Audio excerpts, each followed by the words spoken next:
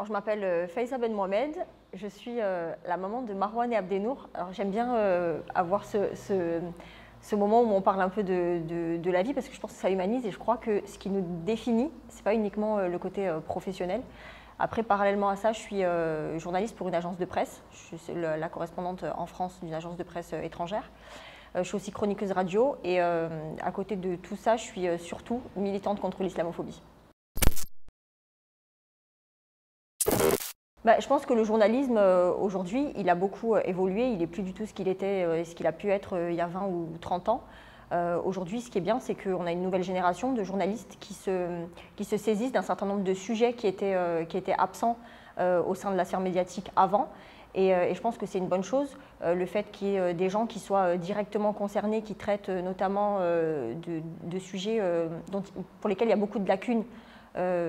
En matière de couverture médiatique, je parle de tout ce qui est inhérent aux minorités, tout ce qui est inhérent aux discriminations.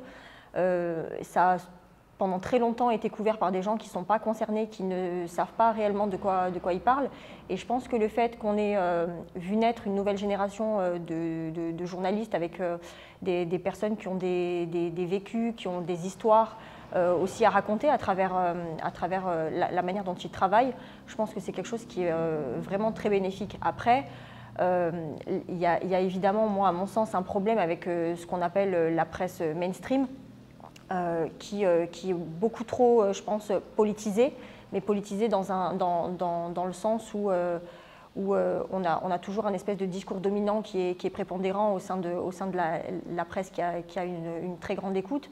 Et je crois que c'est la critique que j'aurais à faire là-dessus, c'est qu'il est beaucoup question, vous savez, le sujet du journalisme militant. Et je pense que le journalisme militant, il n'est pas du tout du côté de ce qu'on pense. Et j'ai plutôt l'impression, par exemple, que le journalisme militant, il concerne les grandes chaînes qui ont des agendas politiques, qui suivent des agendas politiques, qui parfois soutiennent des candidats, soutiennent des idéologies, tout en prétendant être neutres. Je pense que la nouvelle génération de journalistes, effectivement, c'est Internet qui permet aujourd'hui à toute personne qui se sont concernées par des sujets de pouvoir être son propre média, de pouvoir créer, de pouvoir filmer, de pouvoir alerter sur un certain nombre de sujets. Et effectivement, je crois que Internet, les réseaux sociaux jouent un immense rôle là-dedans et on ne peut que s'en réjouir, hein, je pense.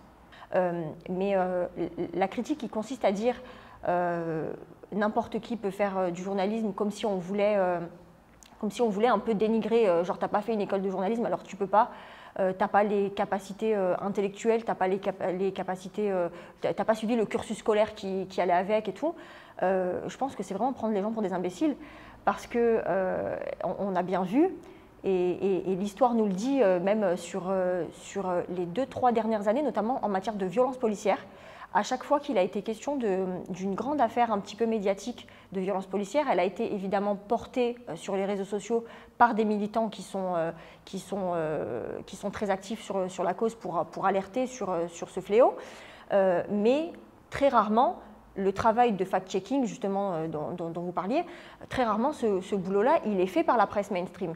La presse mainstream fait, en matière de violence policière, du journalisme de préfecture. Elle va prendre les communiqués, elle va prendre des versions du ministère de l'Intérieur sans jamais les vérifier, sans jamais les confronter à la réalité des faits.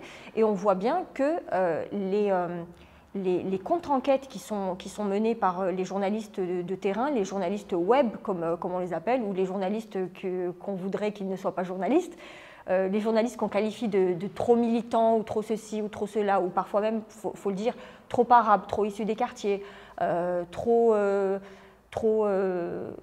qui parle de lui, en fait, qui parle de trop touché par son histoire et qui par définition, ne pourrait pas être neutre, en fait. Et bien, c'est souvent ces gens-là qui vous apportent la preuve par A plus B que la version de préfecture, elle est mensongère dans le pire des cas et erronée dans le meilleur des cas. C'est ces journalistes-là qui permettent à des victimes de violences policières d'avoir gain de cause. Et je pense que c'est très, très important. Et on a vu aussi que parfois, ces journalistes-là, quand il y a des enquêtes, y compris au niveau des instances de vérification, ou que l'IGPN n'arrive pas à avoir certaines informations, n'arrive pas, je le mets avec des guillemets bien sûr, Ben, c'est ces journalistes-là qui souvent apportent des preuves. Et je pense que même d'un point de vue de la défense de notre état de droit, eh ben, c'est très important d'avoir ces personnes-là qui ont ce contre-pouvoir-là et qu'elles puissent apporter un autre œil. La question de la place des minorités au sein des médias, elle est posée depuis 20-30 ans. On voit bien que, y compris dans les rédactions dites de gauche, dans les rédactions qui se veulent être inclusives, qui parlent des sujets de discrimination, qui parlent des sujets de racisme, ce sont des rédactions qui sont, et ce n'est pas péjoratif ce que je vais dire, mais qui sont majoritairement, voire très très majoritairement, voire parfois exclusivement, composées de personnes qui ne sont pas issues des minorités, des personnes dites blanches.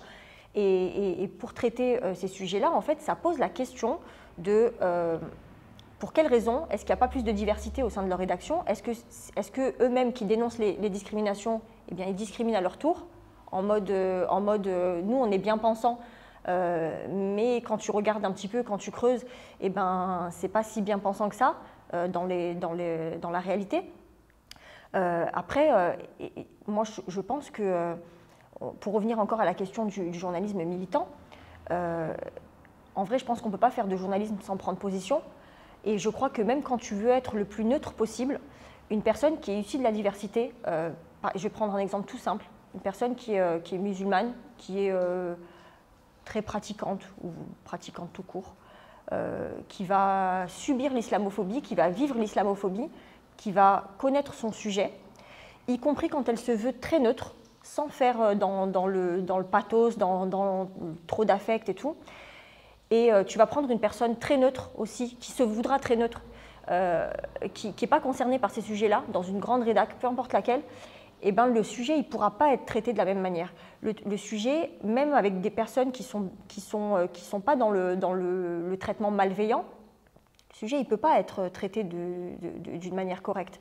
Un sujet, pour que tu puisses le traiter, il faut que tu connaisses ton sujet, il faut que tu l'aies vécu. Après, ce n'est pas une obligation, dans le journalisme, on ne peut pas avoir tout vécu, mais c'est vrai que pour avoir une vision la plus réelle, la plus proche de la réalité possible, eh ben, tu es obligé, pour traiter des questions de négrophobie, d'avoir des personnes qui ont subi la négrophobie. Pour traiter des personnes qui vivent l'islamophobie, eh bien, il faut que ce soit traité par des personnes qui connaissent le sujet de l'islamophobie.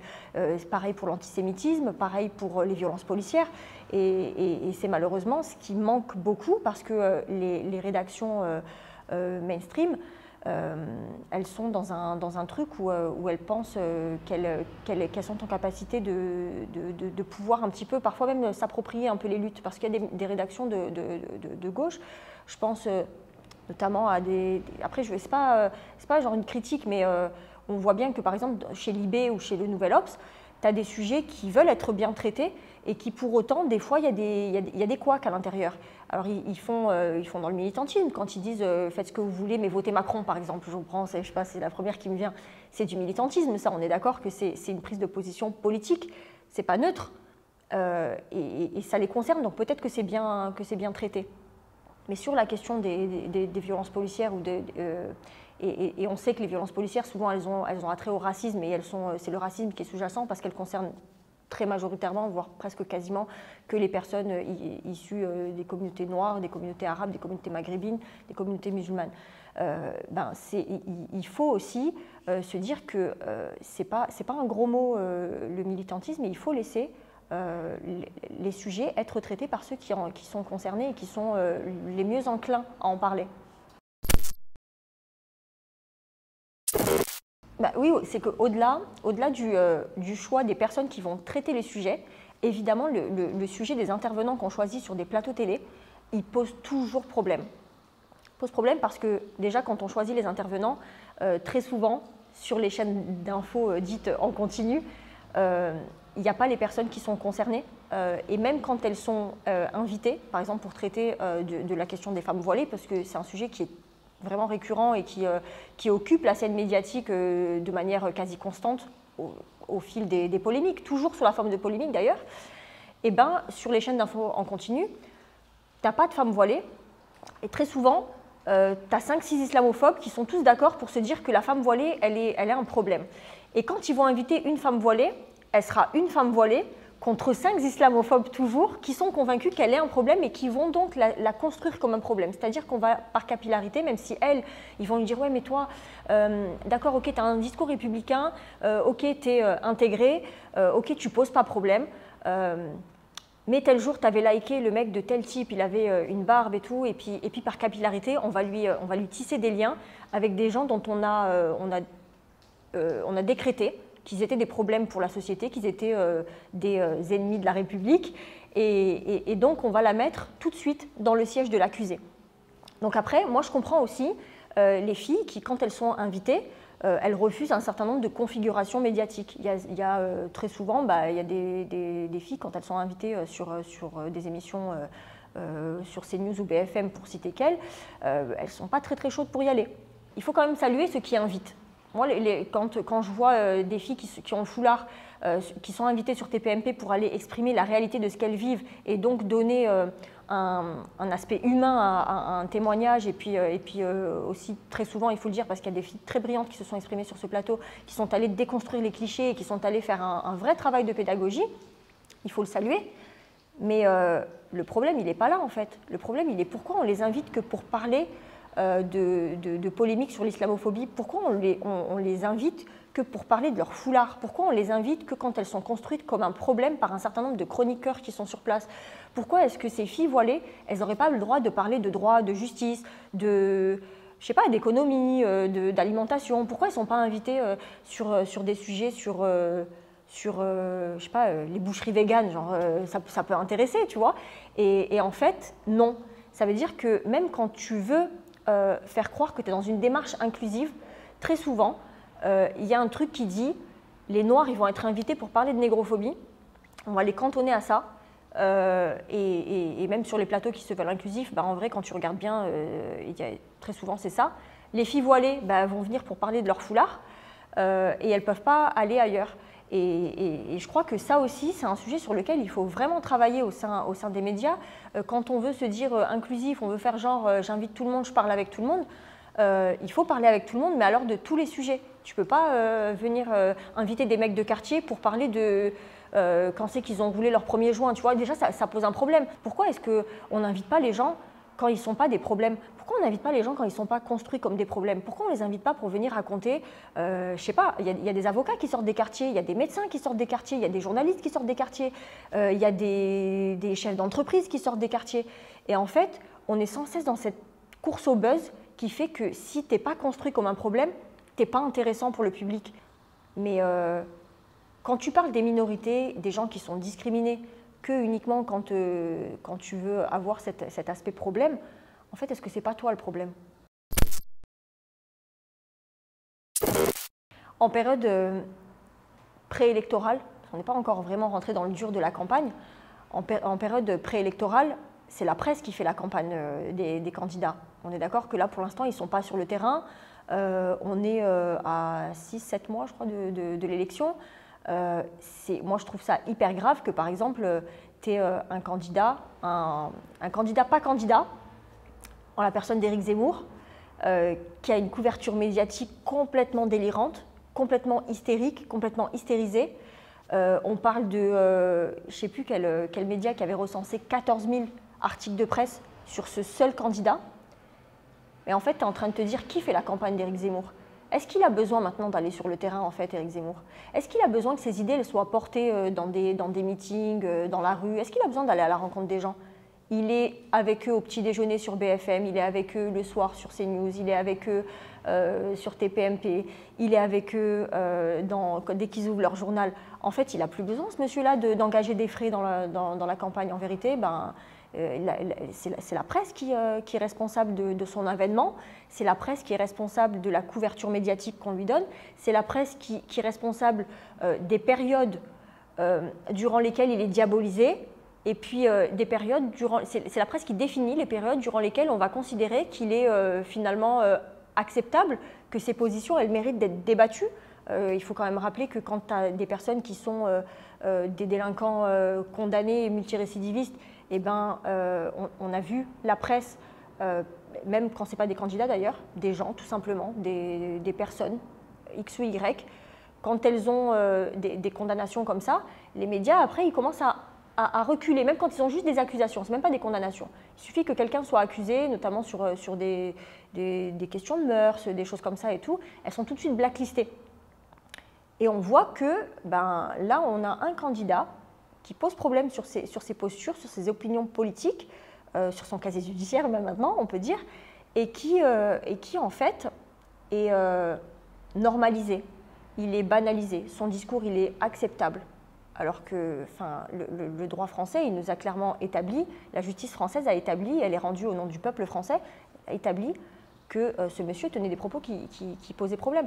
Donc au-delà d'Éric Zemmour, c'est pas, là on en parle cette année parce que voilà, la campagne 2022, mais rappelez-vous aussi, à une certes moindre échelle, les médias ont fait aussi la campagne d'Emmanuel Macron.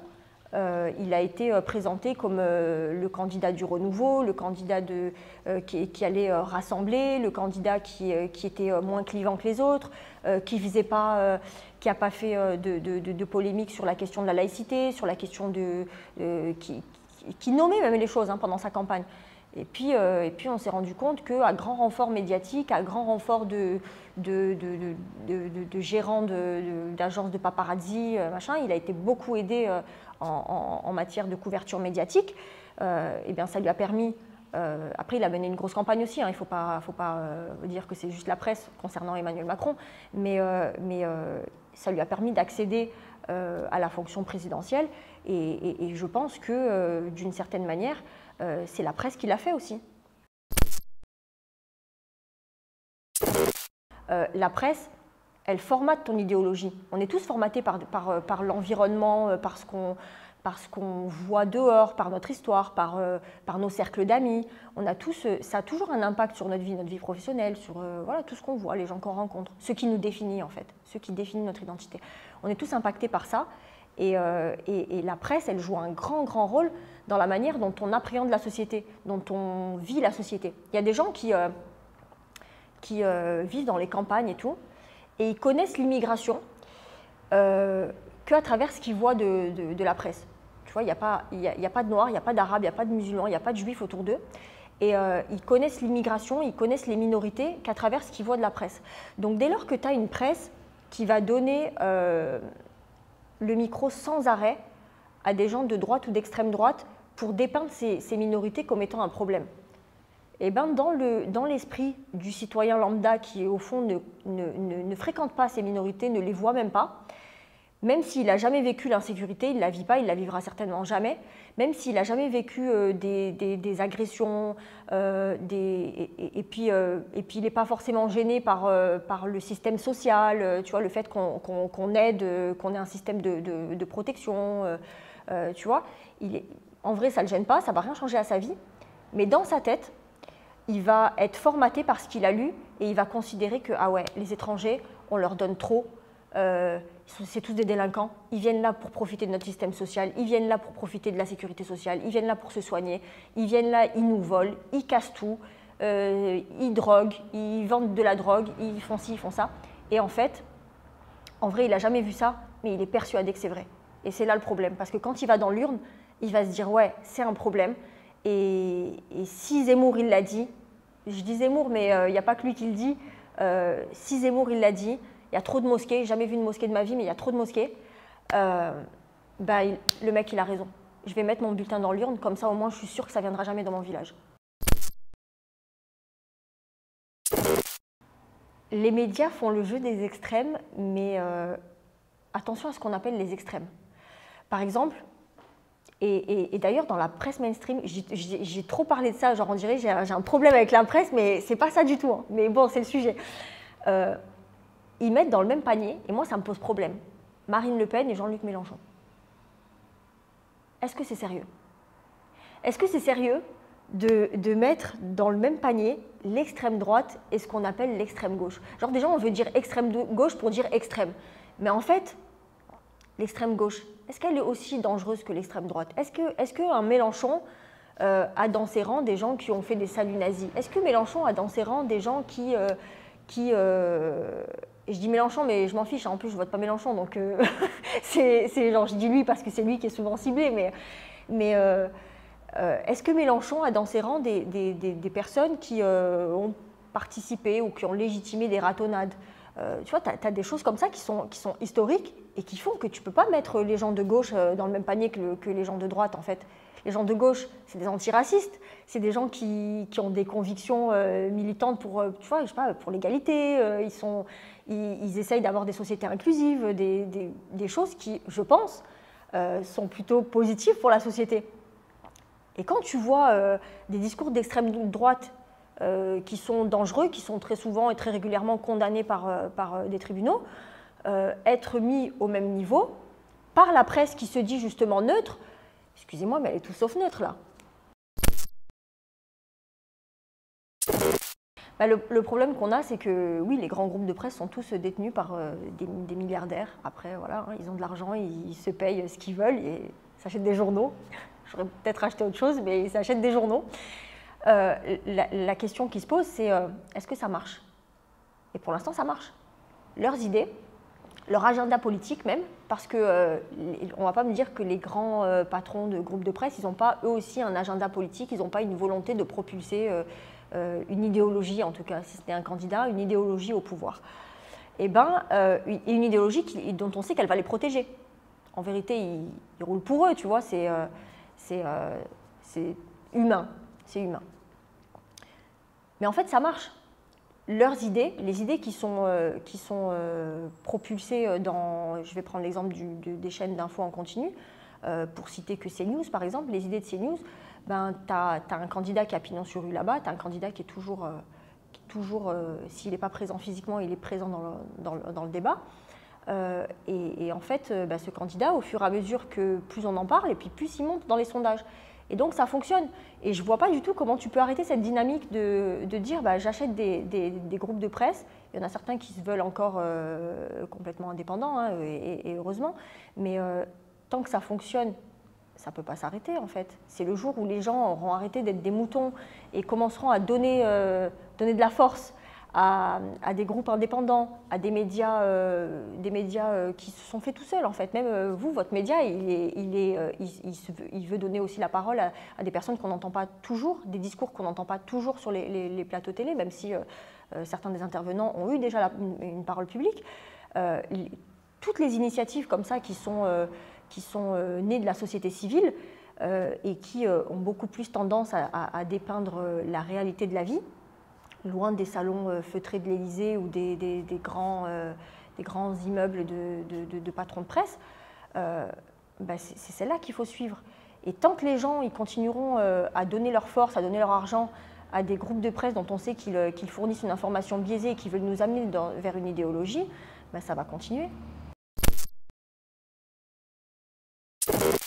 La solution,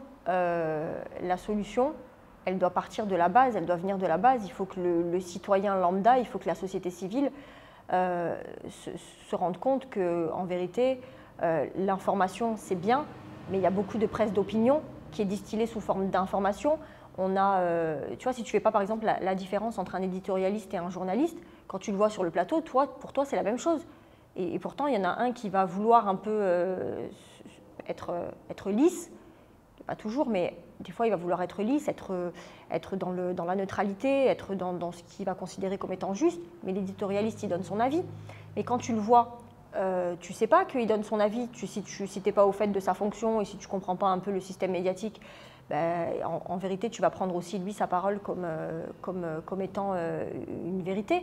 Donc, il faut vraiment se responsabiliser sur la manière dont on consomme l'information, la manière dont on assimile l'information et la manière dont cette information, elle impacte notre vie ou pas. Il ne faut pas donner le pouvoir à des groupes de presse de nous matrixer le cerveau. Il faut se dire, attends, lui il a dit ça, mais moi qu'est-ce que j'ai vécu dans la réalité? Qu'est-ce que j'ai vu dans la vraie vie? Est-ce que c'est ça? C'est pas toujours ça. Je vais critiquer un truc que je fais moi-même. J'essaie de travailler sur ça, mais je le fais genre tous les jours. Je vois des vidéos qui m'énervent avec une séquence buzz où je sais pas, des fois tu as une femme voilée qui va se faire lyncher sur un truc et je réagis. Et quand je réagis parce que je suis énervée et je réagis parce que je veux défendre, parce que j'essaye de donner une position contradictoire. où j'essaie de tacler, tout simplement. Ce Twitter, c'est un peu aussi la bagarre. Tu fais ça et en fait, après, une fois que tu réfléchis, tu te dis, en fait, qu'est-ce que j'ai fait? Au fond, qu'est-ce que j'ai fait? En fait, j'ai donné de la force aux médias qui a publié ce truc et je lui ai donné une visibilité. Je dis je, mais genre n'importe qui, hein, je parle de tout le monde.